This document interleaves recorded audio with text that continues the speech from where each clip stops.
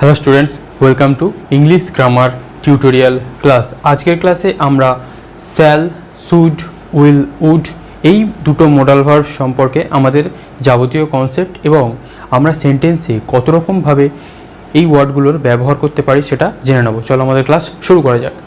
তাহলে shall, should, will, would. শ্যালের past tense should, উইলের পাস্ট ফর্ম উড। ক্লিয়ার? এবারে আমরা এর প্রথম ইউজ দেখব। প্রথমে আমরা কি লিখেছি? Shall, will. যখন আমরা টেন্সের যাবতীয় কনসেপ্ট ক্লিয়ার করেছিলাম তখন আমরা শ্যাল, উইলের ব্যবহার তখন দেখে নিয়েছি।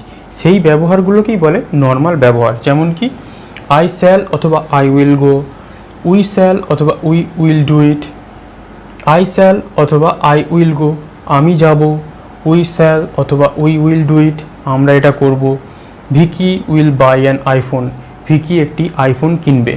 তাহলে এখানে আমরা শ্যাল, উইল কেন লিখেছি?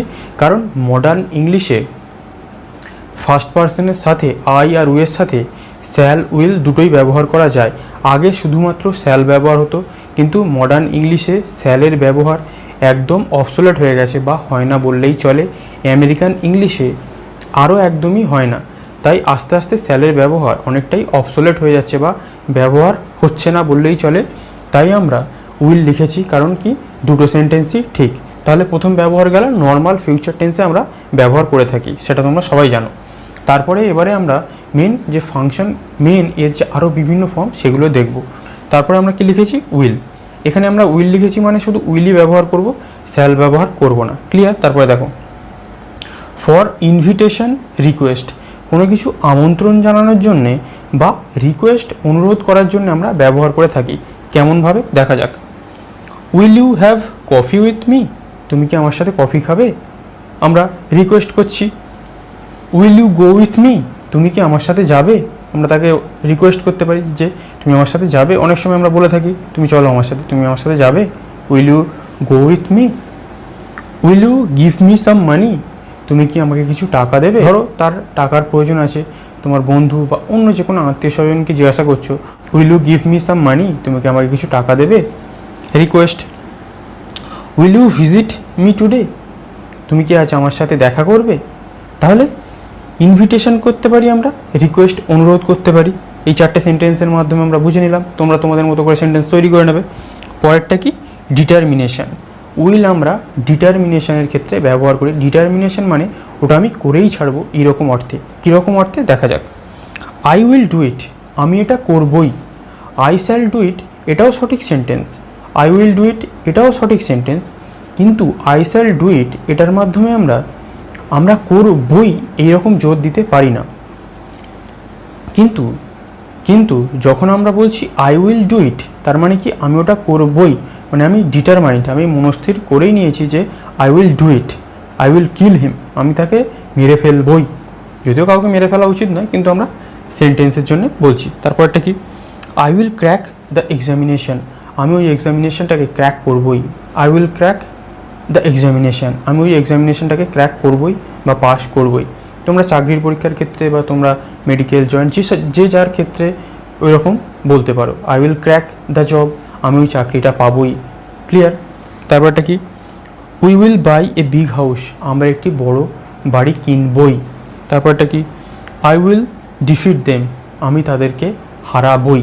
তাহলে আমরা এই যে শ্যাল, শুড, উইল, উডের কিছু ব্যবহার দেখলাম। এখানে আমরা যখন দেখেছিলাম ফর ইনভিটেশন আর রিকোয়েস্ট, এখানে আমরা কি বলেছিলাম? Will you have coffee with me, তুমি কি আমার সাথে কফি খাবে? এটাকে আমরা উড দিয়েও কোশ্চেন করতে পারি বা রিকোয়েস্ট করতে পারি। কীরকমভাবে? Would you have coffee with me, তুমি কি আমার সাথে কফি খাবে? এটা একটু উইল আর উডের একটু ডিফারেন্স আছে, সেটা আমাদের জানতে হবে।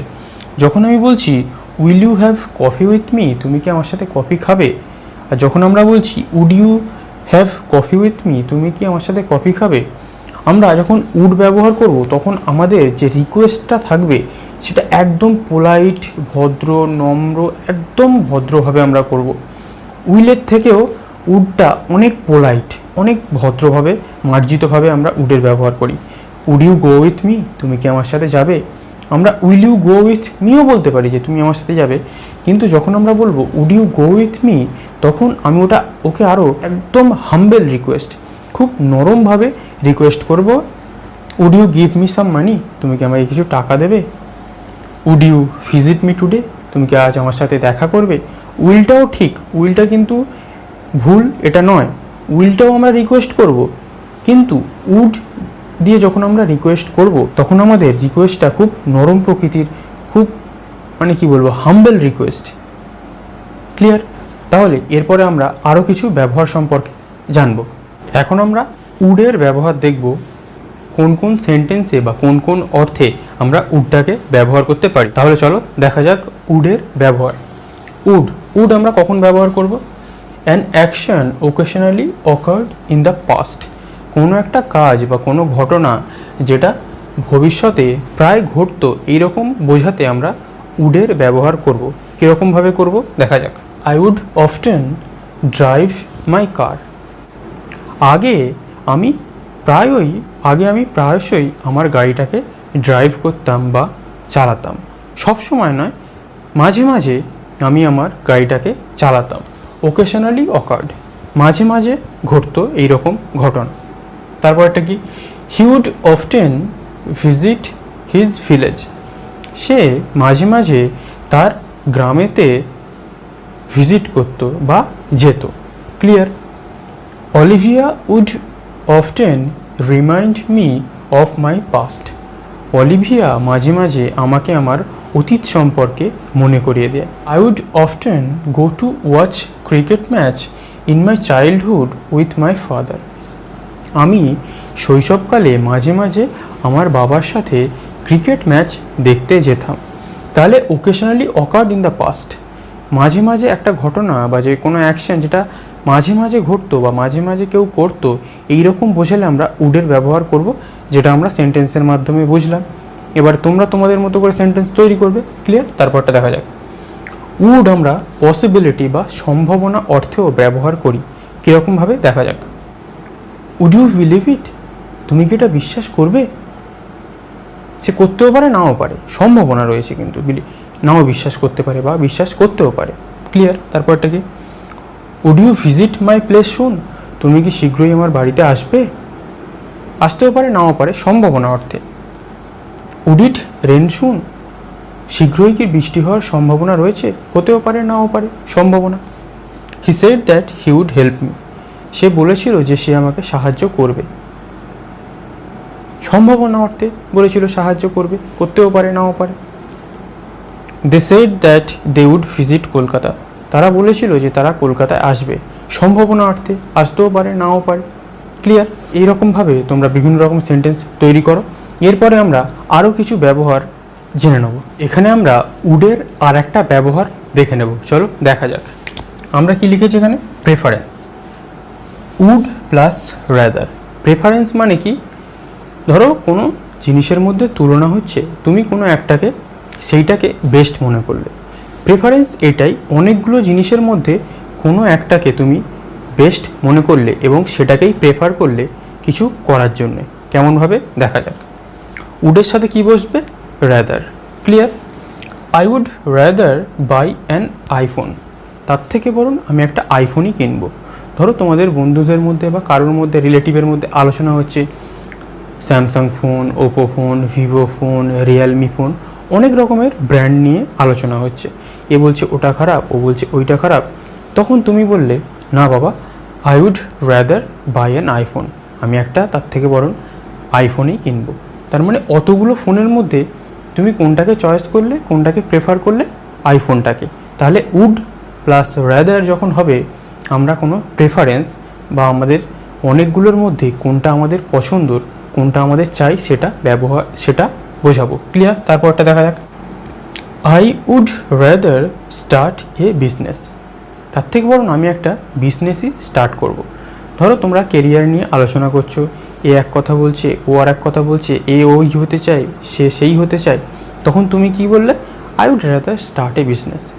কত কিছু ঝঞ্ঝাটের মধ্যে বাবা আমি যাব না, আমি তার থেকে বরং একটা বিজনেসই স্টার্ট করব। ক্লিয়ার? তাহলে আমরা বিজনেসটাকে প্রেফার করলাম। তারপরটা কি? I would rather go to America, এর থেকে বরং আমি আমেরিকাতেই যাব।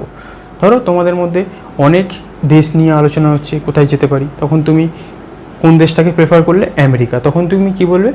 I would rather go to America, এর থেকে বরং আমি আমেরিকাতেই যাব।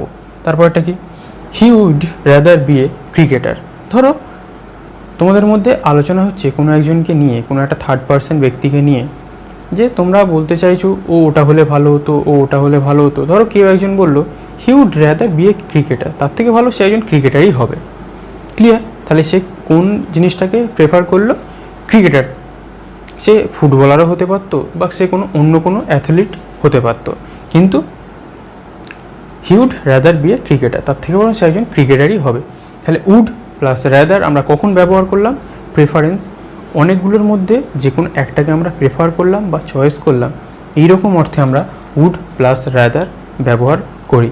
এরপরে আমরা আরও কিছু ব্যবহার সম্পর্কে জানবো, দেখতে থাকো। এখন আমরা শুডের ব্যবহার দেখে নেব। চলো দেখা যাক শুড আমরা কোন অর্থে ব্যবহার করি সেন্টেন্সে। ক্লিয়ার? শুড আমরা duty, opinion, advice, duty, opinion, advice এইরকম অর্থে ব্যবহৃত করি।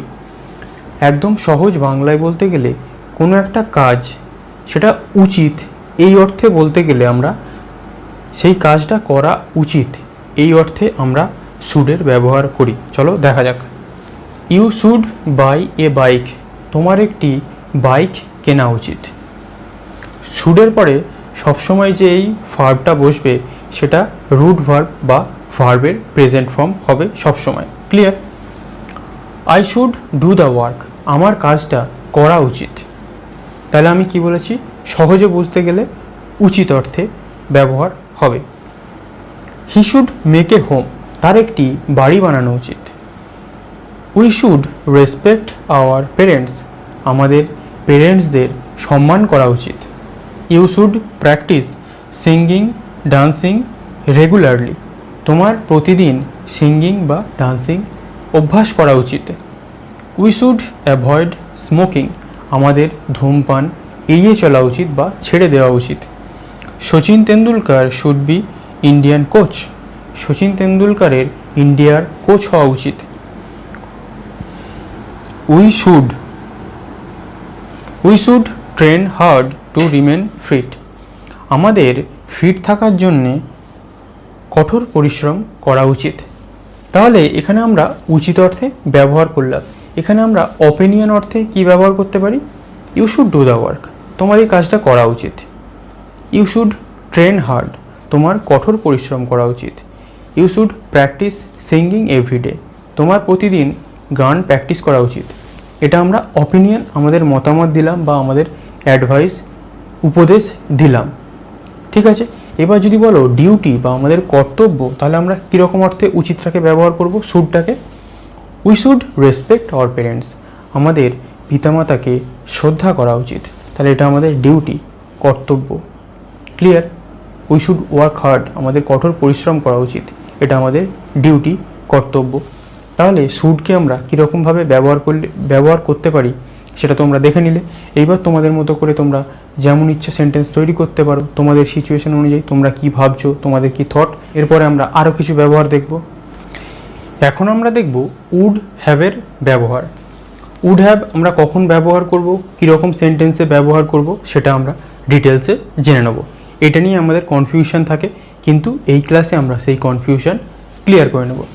Would have plus past participle of main verb, would হ্যাভের সাথে আমাদের ভার্বের কোন ফর্ম হবে? Past participle form. Clear?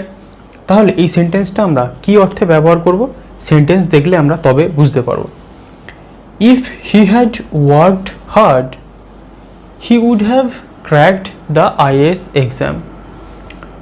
If he had worked hard, যদি সে কঠোর পরিশ্রম করত, he would have cracked the IAS exam, সে আইএএস এক্সামটা পাশ করতে পারত বা ক্র্যাক করতে পারত। মানে এই উড হ্যাভ আমরা একটা ইফ বা কন্ডিশন ক্ষেত্রে ব্যবহার করব।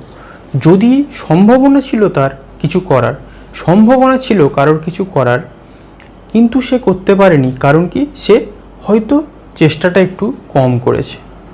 ক্লিয়ার? তাহলে উড হ্যাভ আমরা কীরকম ক্ষেত্রে ব্যবহার করব?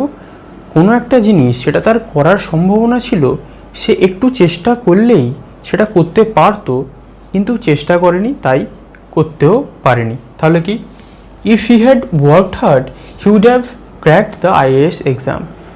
যদি সে কঠোর পরিশ্রম করতো তাহলে সে আইএএস এক্সামটাকে ক্র্যাক করতো বা পাস করতে পারতো, কারণ সে কঠোর পরিশ্রম করেনি, একটু তার পরিশ্রমে ঘাটতি থেকে গেছে। Clear? If he had come earlier he would have attended his sister's marriage. If he had come earlier, যদি সে একটু আগে আসতো, he would have attended his sister's marriage. সে তার বোনের বিয়েতে উপস্থিত হতে পারত। তার মানে বিয়ের কিছুদিন পরে এসছে হয়তো, বা বিয়ের পরের দিন এসছে, কিন্তু সে যদি আগে আসতো তাহলে কিন্তু সে অ্যাটেন্ড করতে পারতো। হয়তো সে আসতে পারতো, কিন্তু তার খামতি থেকে গেছে বা কোনো কারণে লেট হয়ে গেছে, সে আর আসতে পারেনি, পরে এসেছে। Clear? Condition. He would have been a doctor, politician or cricketer. সে একজন ডাক্তার হতে পারত, সে একজন পলিটিশিয়ান হতে পারত, সে একজন ক্রিকেটার হতে পারত, যদি সে কি চেষ্টা করতো। তার মানে তার চেষ্টা হয়তো করেছে, কিন্তু তার চেষ্টার মধ্যে কিছু ত্রুটি বিচ্যুতি রয়ে গেছে, তাই সে ডাক্তারও হতে পারেনি, পলিটিশিয়ানও হতে পারেনি, ক্রিকেটারও হতে পারেনি। He would have been a doctor, সে হতে পারত কিন্তু হতে পারেনি, কারণ তার কিছু ত্রুটি বিচ্যুতি রয়ে গেছে, তাই সে হতে পারেনি। তারপরটা কি? He would have made much money. সে অনেক টাকা করতে পারত, কিন্তু কোনো কারণে সে পারেনি। কারণ কি? তার চেষ্টায় বা তার প্রচেষ্টায় বা তার কোনো প্রসেস হয়তো খামতি থেকে গেছে, তাই সে করে উঠতে পারেনি। কিন্তু তার সম্ভাবনা ছিল, সে করতে পারতো, সম্ভাবনা ছিল, কিন্তু করে উঠতে পারেনি। তাহলে উড হ্যাভ আমাদের ক্লিয়ার। যখন কারোর কোনো একটা সম্ভাবনা ছিল কোনো কাজটাকে করার, কিন্তু সে কাজটাকে করে উঠতে পারেনি, হয়তো তার কোনো কাজে সামান্য ত্রুটি রয়ে গেছে, কিন্তু সে চেষ্টা করেনি তা নয়, চেষ্টা করেছে, কিন্তু তবুও তার সেই চেষ্টার মধ্যে কিছু ত্রুটি বিচ্যুতি রয়ে গেছে, তাই সে সফলতা পায়নি। তাহলে ক্লিয়ার? উড হ্যাভ আমরা কখন ব্যবহার করব? এরপরে আমরা শুড হ্যাভের ব্যবহার দেখব। এইবারে আমরা দেখব শুড হ্যাভের ব্যবহার। এর আগে আমরা উড হ্যাভ দেখে নিয়েছি, এখন আমরা দেখব শুড হ্যাভের ব্যবহার। তাহলে কি? Should have plus past participle of main verb. Should হ্যাভের সাথে আমরা কি বসাবো? ভার্বের past participle form. Should have আমরা কি অর্থে ব্যবহার করব? যখন কোনো কাজ সেটা শুরু করা হয়েছিল, সেই কাজটা শেষ করাও উচিত ছিল, কিন্তু কোনো কারণে করা আর হয়ে ওঠেনি, এই রকম অর্থে আমরা শুড হ্যাভের ব্যবহার করব। কীরকমভাবে ব্যবহার করব চলো সেন্টেন্সের মাধ্যমে বোঝা যাক। They should have finished the work. তাদের কাজটা শেষ করা উচিত ছিল। এর মানে কি? তারা সেই কাজটা শুরু করেছিল কিন্তু শেষ আর করেনি। তাহলে আমরা কি বলবো? They should have finished the work. তাদের কাজটা শেষ করা উচিত ছিল। তারপরে কি? I should have completed the course. আমার কোর্সটাকে শেষ করা উচিত ছিল। তার মানে কি? কোনো একটা কোর্সে আমি ভর্তি হয়েছিলাম, কিন্তু সেই কোর্সটাকে আমি কমপ্লিট আর করিনি। তাহলে আমি কি বলবো? I should have completed the course. আমার ওই কোর্সটাকে কমপ্লিট বা শেষ করা উচিত ছিল। তারপরে কি? He should have completed his house. তাকে তার বাড়িটা শেষ করা উচিত ছিল। তাহলে সে বাড়ির কাজটা শুরু করেছিল, কিন্তু কোনো কারণবশত তাহলে সে বাড়ির কাজটা আর সম্পূর্ণ করে উঠতে পারেনি। তাহলে কি? He should have completed his house. তার বাড়িটা তার সম্পূর্ণ করা উচিত ছিল। The government should have repaired the road. সরকারের রাস্তাটাকে মেরামত করে দেওয়া উচিত ছিল। মেরামতির কাজ শুরু করেছিল, কিন্তু কিছুটা করে রেখে দিয়েছে, সম্পূর্ণ মেরামত করেনি। এরকম অর্থে আমরা কি বলবো? The government should have repaired the road. সরকারের ওই রাস্তাটাকে সম্পূর্ণ করা বা পুরো রিপেয়ার করা বা পুরো মেরামত করা দরকার ছিল, কিন্তু করেনি। তারপরটা কি? You should have written your autobiography. তোমার অটোবায়োগ্রাফিটা লেখা উচিত ছিল। তার মানে কি? সে অটোবায়োগ্রাফি বা আত্মজীবনী লেখার কাজ শুরু করেছিল, কিন্তু মাঝপথে সে ফেলে রেখে দিয়েছে, সে আর অটোবায়োগ্রাফিটা লেখা কমপ্লিট করেনি। তখন আমরা কি বলতে পারি? You should have written your autobiography. তোমার অটোবায়োগ্রাফিটা সম্পূর্ণ লেখা উচিত ছিল। তাহলে শুড হ্যাভ আমরা কীরকম অর্থে ব্যবহার করলাম? কোনো কাজ সম্পূর্ণ করা উচিত ছিল, সেই কাজটা আর সম্পূর্ণ হয়ে ওঠেনি। ক্লিয়ার? এরকম অর্থে আমরা শুড হ্যাভের ব্যবহার করব। এখন আমরা উডের কিছু ইম্পর্টেন্ট ইউজ সম্পর্কে জানব, সেটাকে আমরা বিভিন্ন রকমভাবে সেটাকে ব্যবহার করব, সেটাও দেখব। চলো শুরু করা যাক। উডকে আমরা কীভাবে ব্যবহার করতে পারি দেখো, খুবই গুরুত্বপূর্ণ এটা।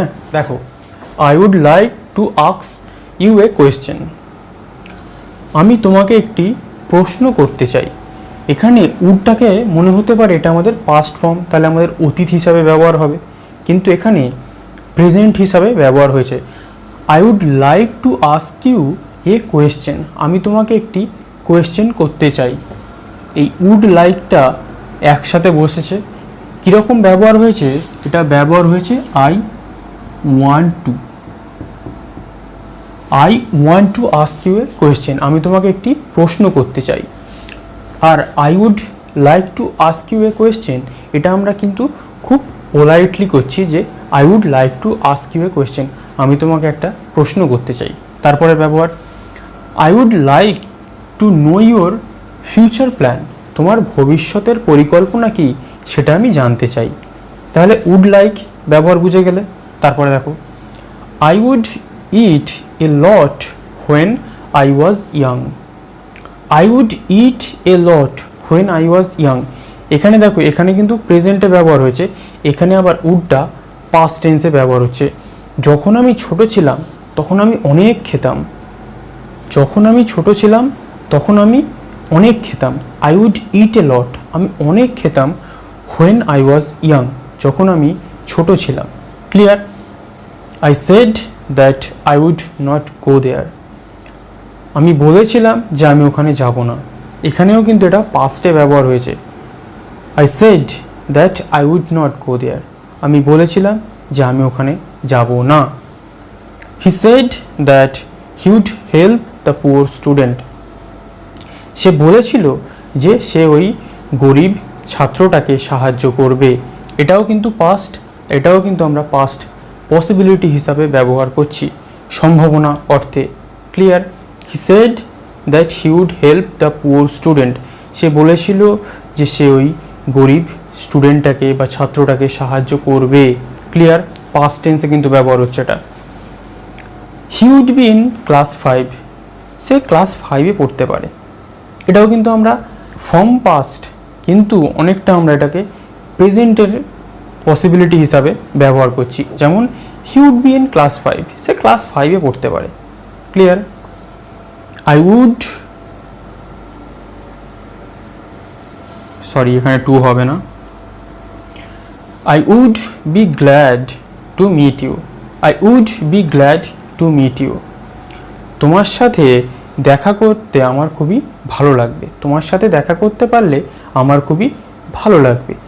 এটাও কিন্তু অনেকটা ফিউচারের একটা ইন্ডিকেশন দিচ্ছে। আমরা প্রেজেন্টে কথা বলছি, কিন্তু ইন্ডিকেশনটা কেমন হচ্ছে? এটা ফিউচার ইন্ডিকেশন দিচ্ছে যে I would be glad to meet you, তোমার সাথে দেখা করতে পারলে আমার খুব ভালো লাগবে। Clear? I wish you would help me.